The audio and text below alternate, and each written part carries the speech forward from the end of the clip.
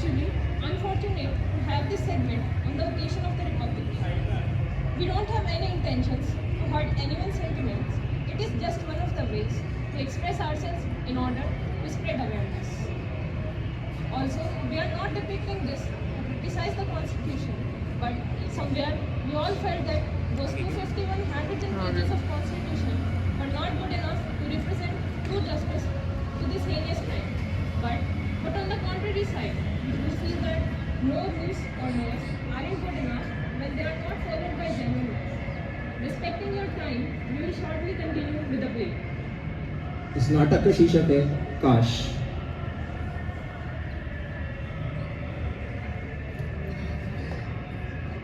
क्या पढ़ रही है मेरी बेटिया रानी? कुछ नहीं पापा, मेडिकल एग्जाम करते हैं, उसी की तैयारी कर रही हूँ। बहुत अच्छे, ऐसे ही मन लगा के पढ़ना, पापा का नाम रोशन करना है। भाई साहब, आज के माँ बाप क्या सोचते हैं, क्या करेंगे लड़की को इतना पढ़ा के? हमारे जमाने में तो 10वीं कर लेना बहुत बड़ी बात होती थी, इसने तो फिर भी 12वीं कर ली है। अब तो इसके हाथ इन्हें पीले कर देने चाहिए, कब तक बोझ ढोएंगे इसका?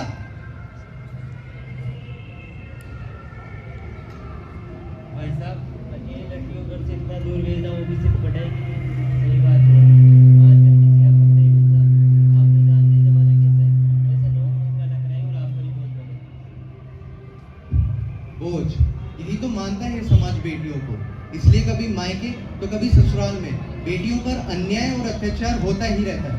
पर ये तो हमारे लिए आम बात है, क्योंकि वो बेटियां कहाँ, वो तो बोझ है। खैर, समाज की इस घटिया सोच के बावजूद कुछ माँ बाप अपनी बेटियों को पढ़ाते हैं, लिखाते हैं, उनके सपने पूरे करते हैं। यह बेटी भी अपना सपना पूरा करने चली थी। डॉक्टर बनने के बाद उसने पूरी निष्ठा और ईमानदारी से अपना कर्तव्य और फर्ज निभाया। हर एक मरीज का आदर एवं प्रेम से इलाज किया। जहाँ अन्याय या भेदभाव दिखा, वहाँ गलत के खिलाफ आवाज उठाई। सही मायनों में वह एक जिम्मेदार, ईमानदार, काबिल और देश का उज्जवल भविष्य था। अपनी ड्यूटी के सामने डॉक्टर्स ना नींद, ना भूख, ना खुद की तकलीफें कुछ नहीं देखते। कई बार 2-2 दिन तक बिना सोए, आधा अधूरा खाकर भी मरीजों की सेवा करते हैं। ऐसी एक साधारण रात वह भी अपनी ड्यूटी कर रही थी।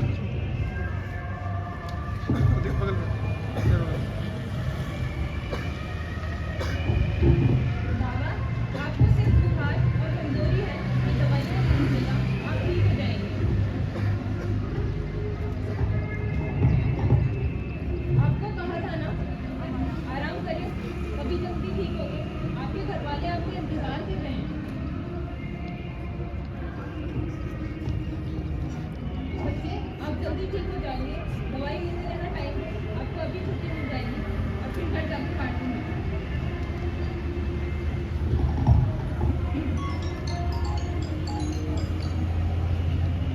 हेलो बेटी, तुम अब तक घर नहीं आई? पापा, आज मैं हॉस्पिटल में रहूंगी, मेरी नाइट शिफ्ट है, कल सुबह तक आ जाऊंगी। पर बेटा तुम सुबह से हॉस्पिटल में ही हो, घर आ जाते तो अच्छे से खा पी के सो जाते। पापा, आप तो जानते हैं ड्यूटी जरूरी है, किसी की जान बचाना घर में खाने और सोने से ज्यादा जरूरी है। फिर भी मैं टाइम निकाल कर आराम कर लूंगी। सी यू पापा। रात के 2:30 बजे वह थोड़ा आराम करने के लिए जाती है, बीच में 2-3 मरीज और देखती है और सुबह सही सलामत घर आ जाती है। कितनी खुशी होती है एक बात को, जब उसकी बेटी रात भर बाहर रह के लोगों की मदद करती है। काश काश उस रात भी ऐसा ही हुआ होता, पर ऐसा कुछ नहीं हुआ। शायद किस्मत को कुछ और ही मंजूर था। उसे क्या पता था ये उसकी आखिरी बात होगी अपने माता पिता से या फिर अपनों से। रात तो हुई थी हर रोज की तरह, पर उस रात के बाद कभी सवेरा ना हुआ। उसके आखिरी शब्द अपने पिता से। पापा, आप अपना ध्यान रखना, मैं सुबह तक आ जाऊंगा। हाँ बेटा। हर रोज की तरह वो मरीज देख रही थी। तभी अचानक से एक मरीज आता है। डॉक्टर साहब, देखिए इस पेशेंट को क्या हुआ। नर्स, इस मरीज को इमरजेंसी बेड पर ट्रांसफर कर दो। इन्हें आईवी और इंजेक्शन देकर इनकी कंडीशन पर ध्यान रखना।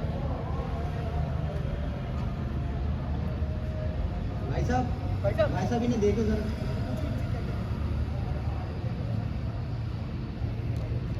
सुनो डॉक्टर, इस मरीज की फाइल वगैरह बनाकर इसे अभी भर्ती करो। अभी इनकी कंडीशन ठीक है, जहाँ तक बात है भर्ती करने की, इन्हें उसकी कोई ज़रूरत नहीं है। तुमसे जितना कहा है सिर्फ उतना करो। सर ऐसे थोड़ी होता है, ऐसे तो कोई भी चलता फिरता मरीज भर्ती होने आ जाएगा। तुम जानती नहीं हो मैं कौन हूँ और क्या क्या कर सकता हूँ। सर मुझे जानना भी नहीं है आप कौन है और क्या कर सकते हैं। आप आधे घंटे बाद मरीज को ले जाना, तब तक इनकी कंडीशन और स्टेबल हो जाएगी। इसे तो मैं बाद में देख लूंगा।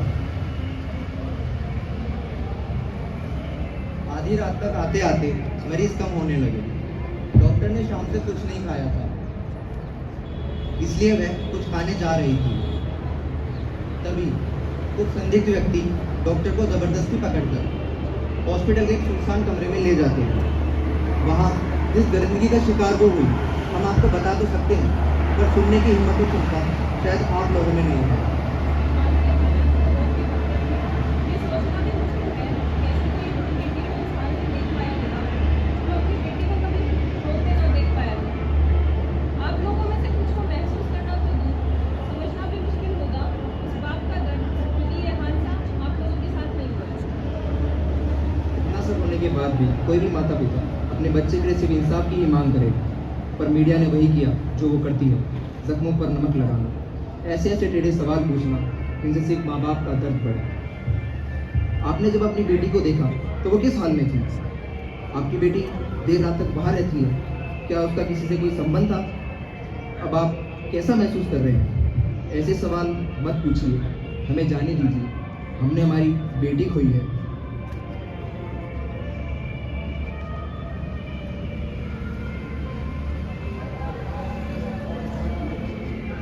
सोचा नहीं था कि कलयुग ऐसा भी होगा कि पैसे से इंसानियत बिक जाएगी और टूटे बिखरे माता पिता की भावनाएं एक मनोरंजन का हिस्सा बन जाएंगी।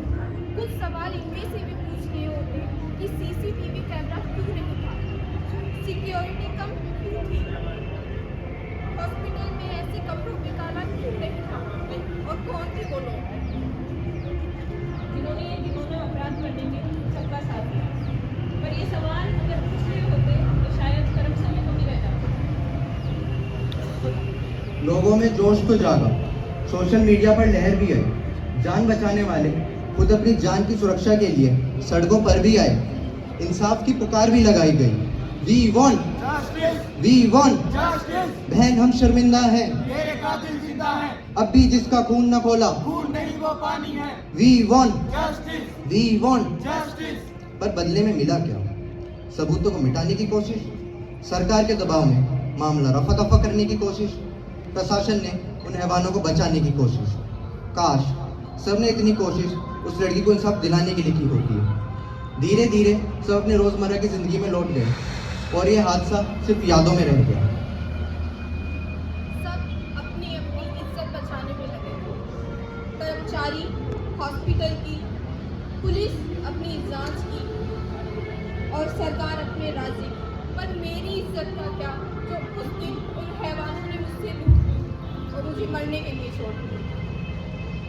जीवन में इतना कुछ ना देते तो उम्मीदें ना होती, सम्मान पाकर मैं आत्मसम्मान ना खोती, जीकर झूठा जीवन मर के सच न जानती। बेटी बनाकर लक्ष्मी जी का रूप दिया, बेटी बनाकर लक्ष्मी जी का रूप दिया, डॉक्टर बनाकर अपने बराबर का दर्जा भी दिया। पर शायद आप ये भूल गए कि मैं एक इंसान हूँ और इंसानियत की ही उम्मीद रखती हूँ। मैं बदलाव करना चाहती थी, आपने मेरे होने पर ही सवाल खड़ा कर दिया। जीता था जो विश्वास में भी दुनिया से लड़कर, आपने मुझे उनसे ही हरा दिया। बड़ी थी कुछ कदम तरक्की की ओर, आपने मेरे निर्माण में खोट बता दिया। पर मेरी शिकायतें तो उसी दिन खत्म हो गई थी आपसे। जो देखा गया आपसे रूह को मेरी कांप गई। पर एक बात जो मेरे हिस्से आई है, जान लेकर मेरी मुझे मौत समझाइए।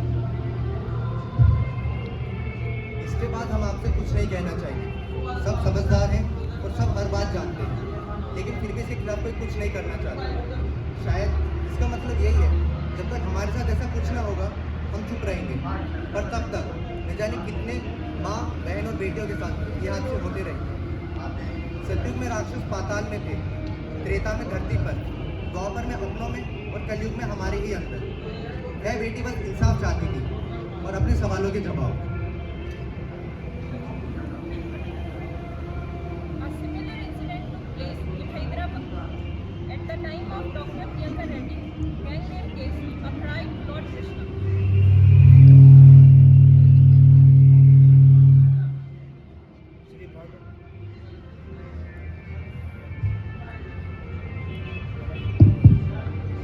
श्री भागवत के झूठे भक्त, इतना बता कहा आप भगवान या सम्मान नहीं।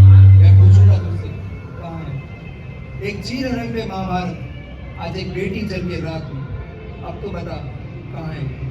अब शायद यही कहेगा तू कि उसने तुझे पुकारा नहीं, पर लेकिन निर्भया और तामिनी के समय कहाँ था। मैं भी मूर्ख हूँ जो तुझसे ये पूछ रहा हूँ, यही सोच रहा होगा। तो सुन, तूने ही कहा था यदा यदा हि धर्मस्य ग्लानि भवति भारत अभ्युत्थानम धर्मस्य तदा आत्मानं सृजामः। When the case was assigned to Police Commissioner V.C. Sasnal and he encountered all accused rapists, then Madhav come back and said, हे पार्थ, श्रीमद् भागवत का झूठा भगवान देख तेरे सामने हूँ। आप भगवान या सम्मान नहीं, तू माधव पुकार तेरे सामने हूँ। हाँ एक चीर हरण पे महाभारत, आज एक बेटी जल कर राख हुई। ना इसने मुझे पुकारा ना और किसी से मेरी बात हुई।